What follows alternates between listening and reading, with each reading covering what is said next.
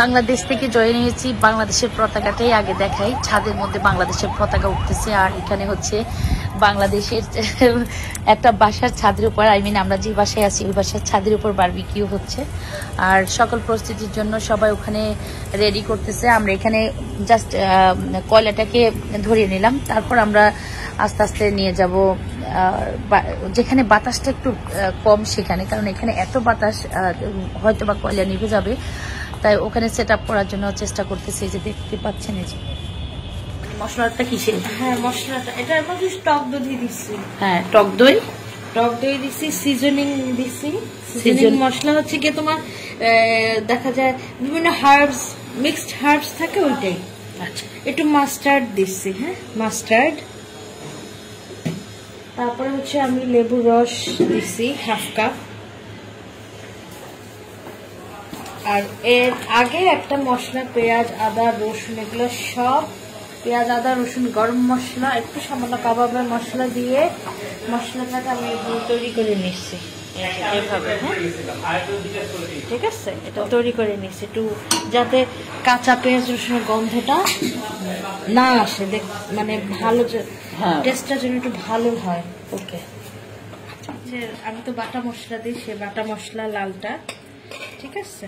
আচ্ছা, আর হচ্ছে একটু কাবাবের মশলা দিচ্ছি, দিয়ে কাবাবের মশলা, বাটা মশলা, আর হচ্ছে মরিচ, হ্যাঁ গরম মশলা যে এগুলো দিচ্ছি। গরম মশলা সবকিছু দিয়ে তুমি এটাকে একটু ভাজি করে নিয়েছো তেলের উপরে, চুলের উপরে, কাঁচা যে পেঁয়াজ রসুনের একটা গন্ধ আছে, এই কাঁচা গন্ধটা যেন মশলার কাঁচা গন্ধটা যেন মশলাতে না থাকে। এখন আমি এগুলো সব একটু ঠান্ডা অবস্থায় মাখতে হবে। হ্যাঁ হ্যাঁ, একদম ভাজা করার পর তুমি এটাকে ঠান্ডা হওয়ার জন্য টাইম নিয়েছো, তারপর এখানে মাংস আমি যখন মেরিনেট করে এটা আবার ফ্রিজে রাখবো তখন হয়তো একটু নষ্ট হয়ে যেতে পারে। ঠিক আছে, একটু তেল আছে এখানে, সেটা দিচ্ছি।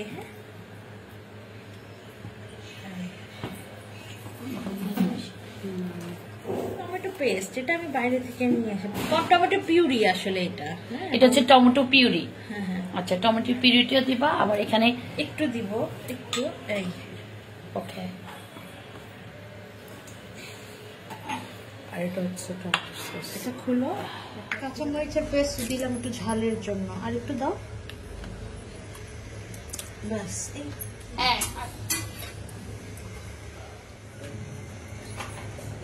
তো মশলাগুলো মাখা যেহেতু শেষ হয়ে গিয়েছে, এখন আমি দেখাচ্ছি চিকেনগুলো।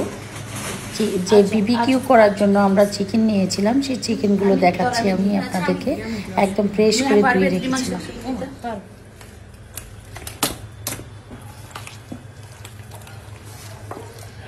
আমরা এতক্ষণ যে মশলাগুলো মাখানো দেখলাম বৌমনির, শর্মির, তো ও এক এক করে প্রত্যেকটা উপকরণের নাম বললো, যে কি কি মশলা ইউজ করেছে, কি কি মশলা সে ভেজে রেখেছিল, সবই আমরা ওর মুখ থেকে শুনলাম। তো এখন ও মাংসগুলোকে মশলার মধ্যে দিয়ে ভালো করে হাত দিয়ে সুন্দর করে মিক্সড করে দিচ্ছে, যাতে মশলার আর মাংসগুলো একদম ভালোভাবে ম্যারিনেট করে রাখা হবে নাকি। এই যে মাংস কাটছে যে পিস পিস করে, মানে এরকম কাটা কাটা দিচ্ছি। আচ্ছা, কাটা কাটার মধ্যে মশলাটা একটু ভালোভাবে ঢুকাই দিলাম। আচ্ছা, মাংসগুলো থেকে ও একদম ভিতর পর্যন্ত, হ্যাঁ মশলাগুলো যেন একদম মাংসের ভিতরে চলে যায়। মশলার যত মাংসের সাথে মশলা অ্যাডজাস্ট হবে ততই ভিতরটা হ্যাঁ খেতে ভালো লাগবে। প্রত্যেকটা পিসের ভিতরে একদম মশলাগুলো আমি ঢুকাই দিচ্ছি একটু। হ্যাঁ, এই যে ভাবে ভাবে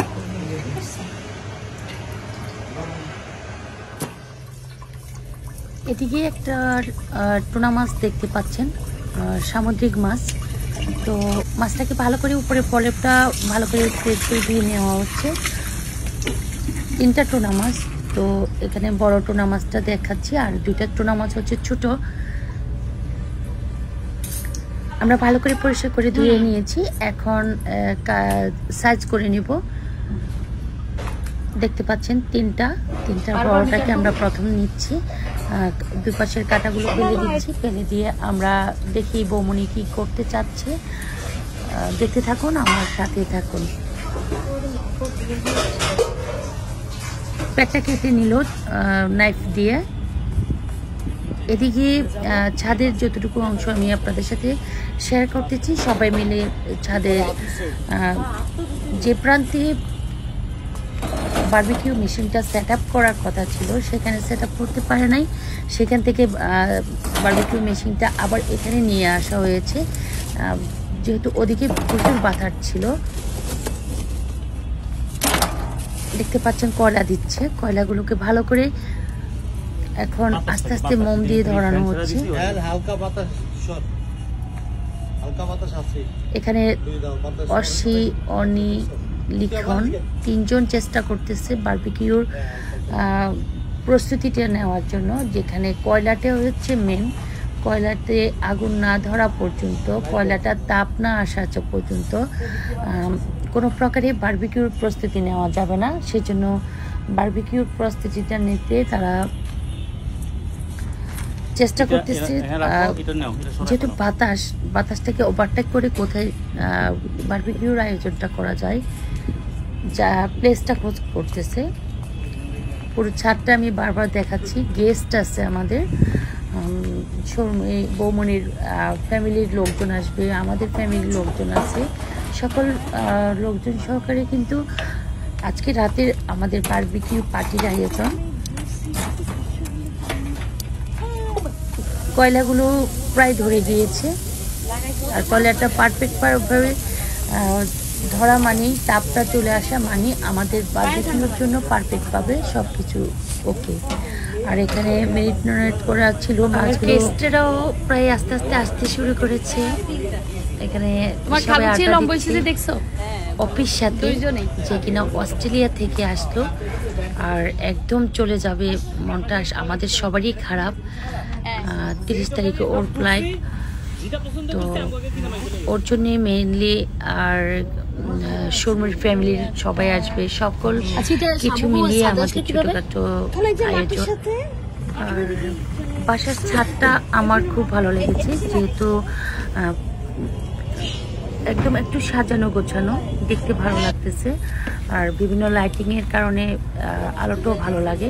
আর গেস্টেরা সবাই আসছে, যেহেতু ছাদে একদম কনকনে ঠান্ডা, তো এক একজন এক এক স্টাইলে এক এক জায়গায় স্তূপভাবে দাঁড়িয়ে আছে, কেউ হাঁটাহাঁটি করতেছে, কেউ কথা বলতেছে, কেউ একদম ফ্লোরে কম্বল মেট বিছিয়ে কথা বলতেছে। এখানে টোনা ফিশ, ইলিশ মাছ ফিশ, 2টা পিস বারবিকিউ হচ্ছে। আর কেউ আমি আসলে বিভিন্ন কাজের জন্য দেখাতে পারিনি, যেহেতু চিকেন বারবিকিউটা আমাদের প্রথমেই হয়ে গিয়েছিল, যেহেতু অনেক গেস্ট, তাই চিকেনটা একদম প্রথমে একদম বারবিকিউটা ওকে করে রেখে দেওয়া হয়েছিল হটপটে, যেহেতু একসাথে সার্ভ করা লাগবে, তো সবাই খাচ্ছে। আর এটা হচ্ছে আমাদের ব্যান আমাদের জন্য বড় একটা ফলের ঝুড়ি এনেছে সাজিয়ে, আর এটা হচ্ছে পিঠা। আনকমন পিঠা, একদম পেটে একটু জায়গা নেই।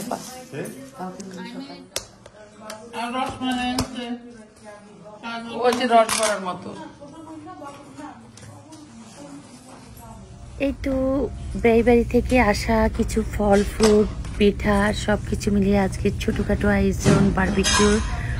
আল্লাহ হাফেজ।